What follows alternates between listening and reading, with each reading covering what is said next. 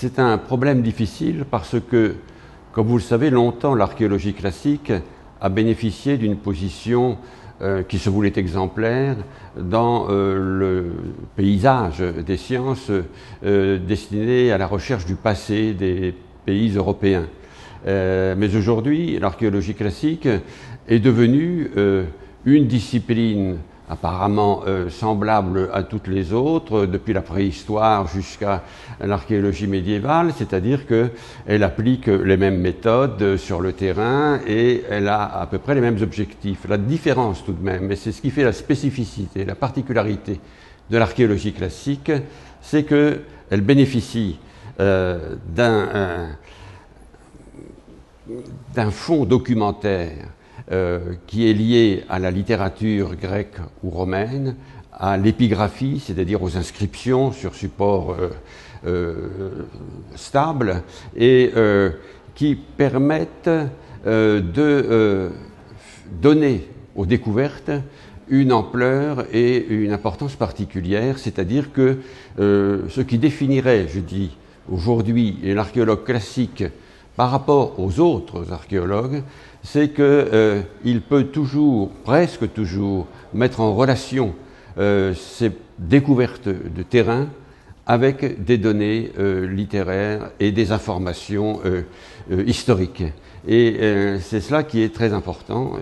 Par exemple, on n'imagine pas pouvoir travailler à Corinthe sans le texte de Pausanias. On n'imagine pas pouvoir travailler dans la Roma Antica sans les textes, les milliers de textes et d'inscriptions dont nous disposons. Comme le disait mon collègue Walter Trilmich au début de ce congrès, lors de la conférence inaugurale, il y a eu dans les congrès d'archéologie classique internationaux deux d'entre eux qui se sont tenus en Espagne. Le premier en 1993 à Tarraco et celui-ci aujourd'hui.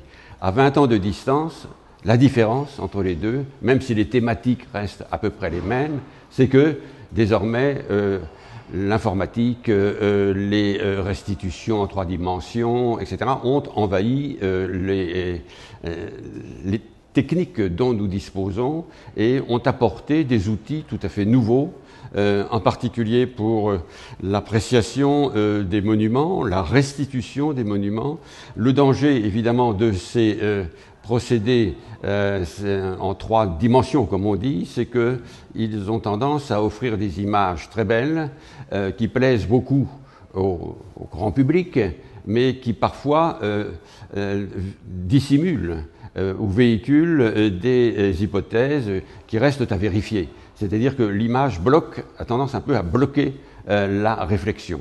Mais on ne peut pas nier, malgré tout, qu'il s'agit là d'un progrès extraordinaire pour la diffusion de nos travaux et de nos découvertes. Ça signifie d'abord pour moi que je suis vieux, parce que on demande cela aux chercheurs qui sont déjà très avancés dans la carrière pour faire une synthèse.